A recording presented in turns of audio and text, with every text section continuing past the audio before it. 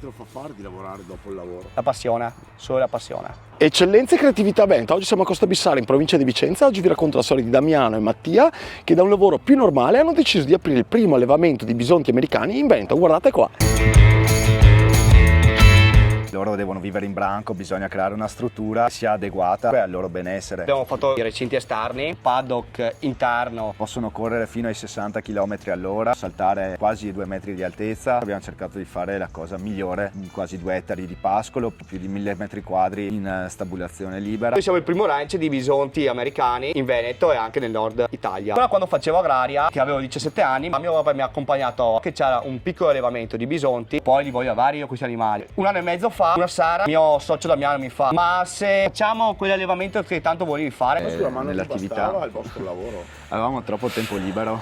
I nostri animali vivono quasi sempre allo stato brado, a parte se è troppo bagnato per terra se lo fanno un marciamento, però vabbè. Abbiamo preso in mano un po' tutta quanta la ristrutturazione. L'alimentazione che gli diamo, Fieno. la maggior parte fieno, erba del pascolo. Siamo andati in cerca in tutta Europa, America, non si trovano, sono difficili da allevare. Quasi un anno di ricerche. I prossimi 2 weekend faremo feste con musica country, campo di zucche, tutto allestito per i bambini, giro a cavallo. Tante persone vicino. non le hanno mai visti dal vivo. No. L'alimentazione dei nostri bisonti la facciamo noi. 20 ettari coltivati. Questi sono i nostri vitelli fino ai 2 anni. Li vediamo da più vicino perché adesso che facciamo le feste, che sennò sarebbero fuori sui campi. E con una struttura gerarchica di branco bisogna sempre fare attenzione, però sono bellissimi, sono incredibili. Faranno la rimonta l'anno prossimo, speriamo di avere tanti nuovi vitellini. Questo è il campo che stiamo allestendo per le feste. C'è l'area con le matriarche, con un altro po' di vitelli molto più piccoli, così i bambini possono avere un momento di svago qua con delle attività e in più poter vedere anche gli animali completamente nuovi mai visti prima.